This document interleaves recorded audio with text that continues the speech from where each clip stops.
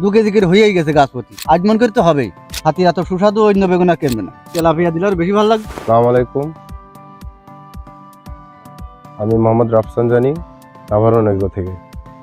Mulching ছাড়া বেগুন চাষ আমাদের কাছে যেন একটা কল্পনার মতো।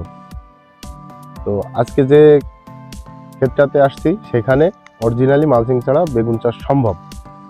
তারপরেও আবার যখন সেই জাতটার নাম বিগ বস, মাশাআল্লাহ খুবই ভালো রেজাল্ট। আমরা আসছি আমাদের চাচার খেতে। তো চাচার কাছ থেকে এই বিগ বস বেগুনের অভিজ্ঞতা সম্পর্কে জানবো। চাচা, এটা মানে কোন জায়গা? এটা হচ্ছে দত্তপাড়া কলপাড়া গ্রাম, ছুটিপুর। ছুটিপুর। তো এই বিগ বস বেগুন আপনি পরিচিত হলেন কিভাবে?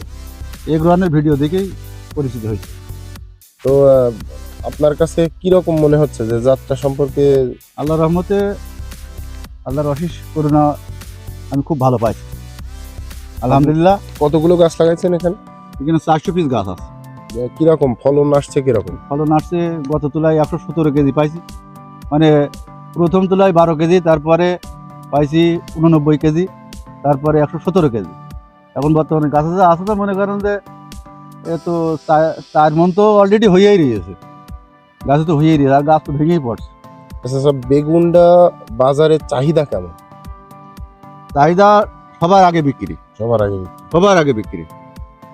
700 গ্রাম, 600 গ্রাম, 500 গ্রাম করে ওজন আছে। আচ্ছা, বেগুনটা আপনি তো চাষ করেছেন, আপনি কি মানে এটা খেয়ে দেখেছেন? হ্যাঁ, খেয়ে দেখেছি। তেলাপিয়া দিলে আর বেশি ভালো লাগবে। তো বেগুনটা আসলে আঁশ কেমন? আঁশ কি নেই মানে এতে, বিষও কম, আঁশও কম। এতে গলে যাবে একদম, মানে হাতি এত সুস্বাদু অন্য বেগুন আর কেনবে না।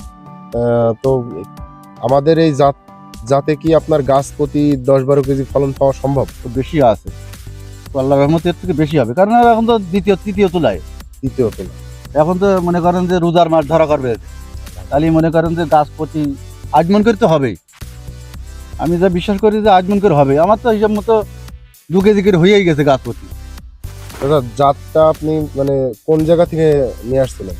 এগুলো নাভারণ রাফসান ভাইয়ের কাছ থেকে এগ্রোয়ানের কোম্পানি ফোন দিয়ে নিয়ে আসা। কিন্তু আমি আল্লাহর রহমতে আবার লাগাবো, কিন্তু আমার এলাকার লোকও এতে উদ্যোগ নিয়েছে।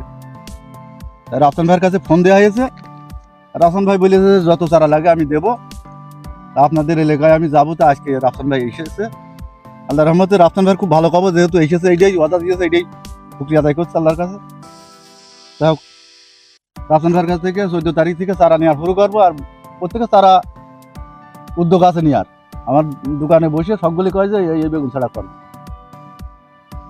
মাশাআল্লাহ। তো আমরা যেটা বুঝতে পারছি সার্বিক দিক থেকে, যে ইনশাল্লাহ সামনে বিগ বস বাংলাদেশের সেরা জাত হিসেবে ইনশাল্লাহ লিস্টেড হবে। আমরা সবাই সেই দোয়া রাখি।